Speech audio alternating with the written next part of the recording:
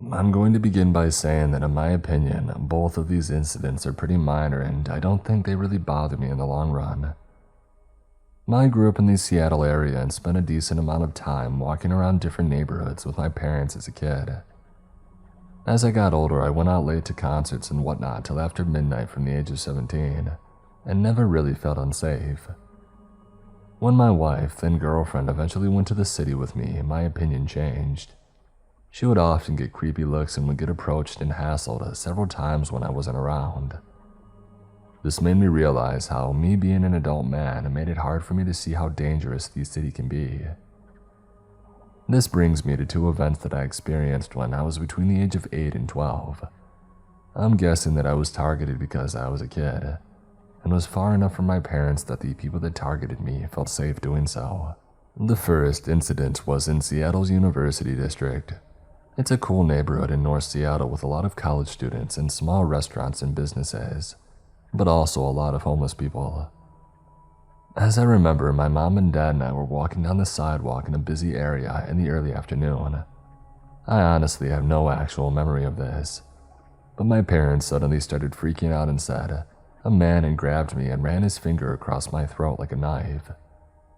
My dad was mad, but the guy somehow let go of me and booked it away so fast that they barely saw him. I kind of remember seeing him and being picked up by those could-be false memories. The whole thing is strange to me mostly because I can't believe I didn't feel that anything unusual had happened till my parents had told me that it did. And why would this guy just do that and then leave? Apparently, he looked homeless, and I'd been yelled at by homeless people before, but pretty rarely. But why would he do such an oddly specific thing to me? The second incident is less odd and mostly just sad. I'm not even sure you can definitively say that it was an act of aggression. This was when I was a couple of years older than the first incident, 13 at the oldest. My friend and I were walking well ahead of my mom at Myrtle Edwards Park. It's a big waterfront park near downtown Seattle. Again, busy in broad daylight. This middle-aged lady with Down syndrome suddenly started walking towards us with a pair of scissors. From her appearance, I think she was homeless. I remember her kind of stabbing at us with the scissors, but she honestly might have just been sort of holding them at blade first. We all got away ASAP and my mom called the police. Maybe more to get the lady help than anything, but I guess that she might have hurt someone. This one hits me because it's just really sad that she was out, disoriented like that with no support. Please let's not see each other again, finger guy and scissors lady. At least not till you're in a better place and get the help you need. Moral of the story: watch yourself in the city and don't be too hard on homeless folk. They can be dangerous, but I still think both these people were just really out of it, rather than being bad or meaning harm. Hey everyone, this incident happened about 5 years ago. This is a story that I never really tell anymore because most people are either uncomfortable hearing it or make well-meaning comments about what I should have done in this situation, without really understanding how differently your mind works when you're experiencing absolute panic. But you guys seem to get it, so here's my story. I was living in a relatively nice apartment in downtown Memphis, working as a technician.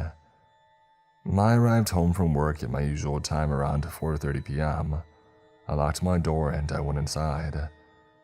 I set my phone, wallet, and keys on the kitchen island, hearing my heavy metal front door swing shut loudly behind me, and began taking care of some errands around the house. Having grown up in a small town, it was habit for me to not lock my door during the daytime, especially when I knew my husband would be home soon anyway. I've never forgotten to lock my door once in the 5 years since this day. I walked through my bathroom and into the large walk-in closet and began hanging up the laundry that I had started earlier in the day before work. My front door opened and I smiled with surprise. My husband was home a little bit early, and I happily called out to him, "I'm in here, love." I was met with silence and I slowly began to feel that sinking feeling of something is wrong crawl up my spine. I tried to shake it off, thinking my husband simply hadn't heard me, and I walked out into my living room and kitchen area. Standing on the other side of my kitchen island was a complete stranger. He was male, older than me, I would say in his 50s, but it's hard for me to recall exact facial features or details from this moment. And he was just standing there staring at me. No ski mask and no weapon, just watching me. I wondered if he had maybe walked into the wrong apartment and was going to apologize and leave, but as he continued to stare, I realized that I needed to do something other than just gape at this stranger in my house. I stood taller, puffed up my chest in an attempt to look more threatening, which is hard to do because I'm a smaller female, and used a loud, clear voice telling him to get out of my apartment and that he had no business being here. He completely ignored me like I hadn't spoken, and then he began to pick up my things, my cell phone, my keys, my wallet. He picked them up methodically and put them into his own pockets. And that's when it truly hit me that this person was dangerous. I was naive enough to believe this was all a mistake up until that moment. I darted forward toward the only other device that I had that would allow me to get help, my computer. I had to take a few steps closer to the intruder in order to reach it, but I still had about 12 to 15 feet between us, so I knew that I could grab it and run before he could get to me. As I picked it up and turned to run, I saw him start to move after me, and I sprinted back toward the bathroom because it was the only place that I can go and put 2 locked doors between us, my bathroom door and the closet door. I slammed and locked the first door, and within seconds, I could hear him messing with it, trying to open it. I ran into the closet and locked that door too, opening up my computer and getting on Facebook Messenger to contact my husband. I sent message after message pleading with him to call 911 and to tell them that there was an intruder in the apartment. He got the messages and within minutes and assured me that he had a dispatcher on the phone and he was leaving work himself to try and get to me if he could. I waited and waited. The bathroom door opened and the intruder came inside. He moved to the closet door and started to try to break that door down too. Here's the part where people usually start giving me advice on how I should have acted, but all I can tell you is that I was frozen. With fear, with shock, I don't know. But I didn't scream or cry or search for a weapon in that dark closet. I didn't brace the door or try to hold it closed. I just kneeled in my closet and waited to die, because I just knew that's what's going to happen. People like to tell me that I lived in an apartment. Surely if I screamed, someone would have heard and come to help. Surely there was something heavy enough in my closet to use to defend myself. Heck, even the laptop that I had would have hurt if I swung it at somebody. So why didn't I do anything? Well, I don't really have an answer for that. But the closet door miraculously had held. I heard frustrated footsteps go back into the living room of my apartment. I heard things breaking, bottles shattering, my drawers and refrigerator and cabinets being flung open and things were torn out of them. I continued to sit in that closet, silently crying, wanting to leave but feeling that death was inevitable. I feel awful about my selfishness in that moment, but I messaged my mom, who lived a 15-hour drive away, and I told her what was happening and I desperately wanted comfort and to tell her how much that I loved her. I'm not a parent, but I can only imagine the fear and helplessness I put her through knowing that her daughter was in danger and there was nothing she could do to help. She messaged me constantly, begging me to keep replying. I told her that I would as long as I could, but I also told her to tell my brothers that I loved them, to help my husband through whatever happened next if it ended badly for me. The intruder started messing with the closet door again, mumbling disjointed words that I couldn't really distinguish. I remember hoping that the police would get to the apartment before my husband, that he wouldn't be the one to find me in whatever state this invader left me in. The front door opened again and it was my husband shouting for me. The intruder walked out toward the living room and the kitchen area again, where my front door was located, and I opened the door and darted from the closet to find my husband on the ground with him, pinning him in place. The man kept mumbling, at times yelling, but never really put up much resistance. This entire part is a blur for me. I remember feeling like the room was spinning, filled with fear mostly from my husband at this point. Eventually, the police did find the apartment, and it took them about 25 minutes to arrive, which still blows my mind.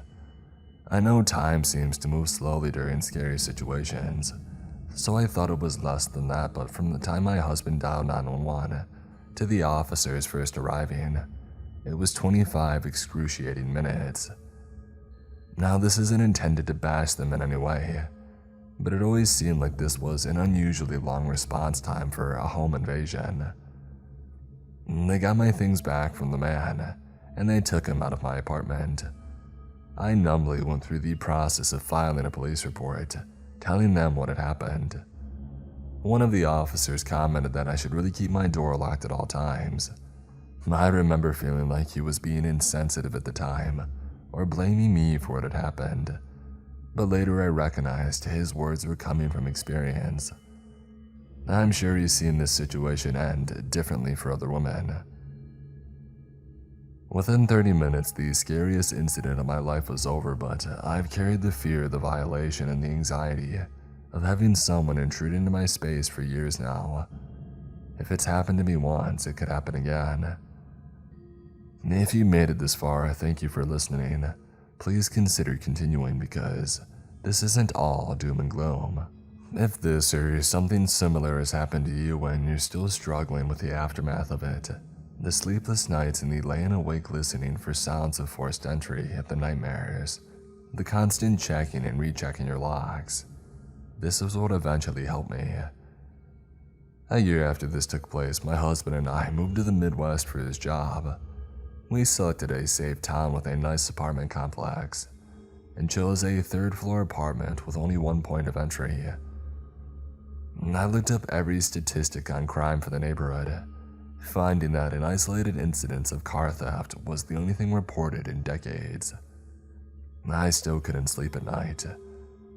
It was definitely better than staying in the same apartment in Memphis, but my husband often worked night shifts now, and I simply couldn't continue being terrified to sleep at night.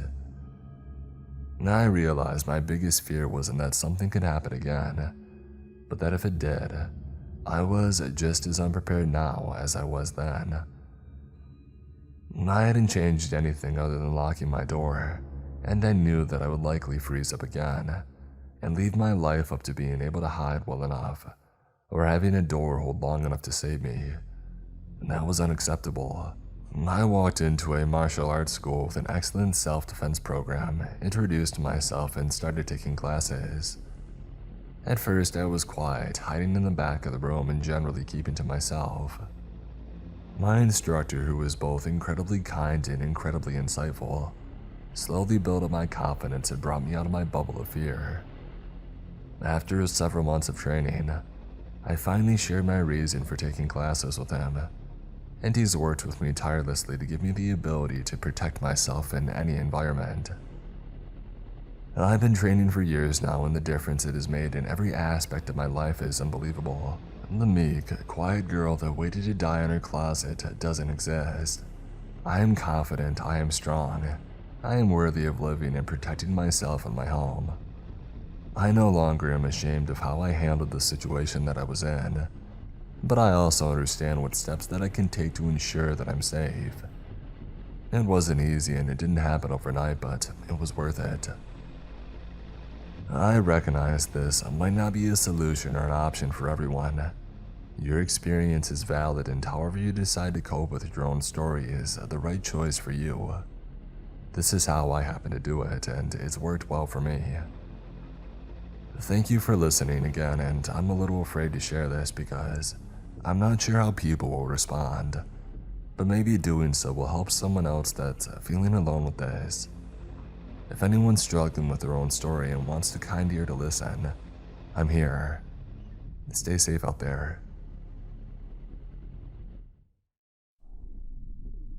Now, this is going to be a pretty tame story compared to a lot of the other great ones that I've read here, but Since it happened to me, I think it's pretty spooky. I'm definitely buying a doorbell camera ASAP. I'm writing this only a few hours after everything happened. Now that I've calmed down and the sun is coming up and I feel somewhat safer. Last night, I was laying in bed reading a little before I went to sleep. Now, I think it's important to clarify that I live on the outskirts of my town. Still in town, but definitely on the edge. Off the highway that leads out of town and into about a 15-mile-long stretch of lots of country. You know, woods, fields, a few residences, but mostly open highway. So, other than the other tenants in my actual apartment building, it's normally very quiet in my area. My building is a square with 4 apartments, and for each of us, our door simply faces out into the open. There's no lobby or foyer or anything. My door in particular looks out into a large field that goes up a hill.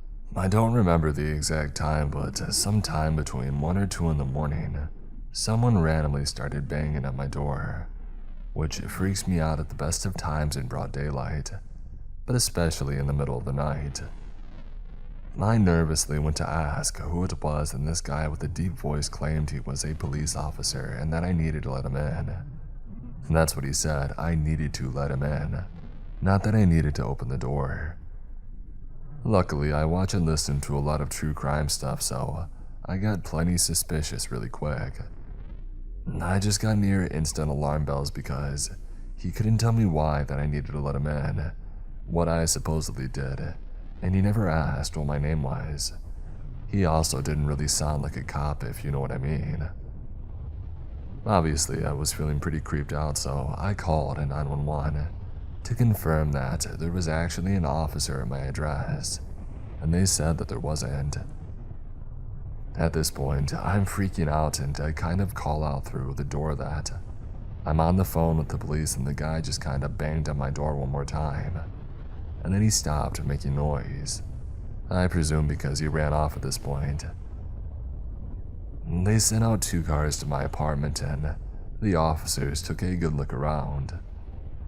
Unfortunately, the guy was long gone by the time that they got here, and I never saw him, so I don't have a description of him or anything. But the cops said 2 things that make me feel better. 1, they would post more patrols in my area over Halloween weekend. And 2, it was most likely a Halloween prank because the bar down the street from my apartment had a party and it had just closed not too long before. Always trust your instincts and remember that if you have any doubts about someone claiming to be a police officer, call 911 and confirm they are who they say they are. Dispatch and the officers who came tonight told me that you will not get in trouble for making sure the person talking to you is actually an officer. This also applies to situations where it's nighttime and dark, so you can't really see for sure if it's a real cop car behind you or not. If you see flashing lights behind you on a back road or a dark area at night, put on your hazard lights and call 911 first to make sure that it's actually a police car. You won't get in trouble. Better safe than sorry. Update. I'm still fine and the incident hasn't reoccurred. While I tend to agree with the consensus here, it was not merely a prank, but someone with sinister intentions. It seems that the police were able to scare them off, or they moved on to somewhere else. I've also purchased and installed a doorbell camera as well as another outdoor camera that I've hidden elsewhere, so I won't be caught unaware again.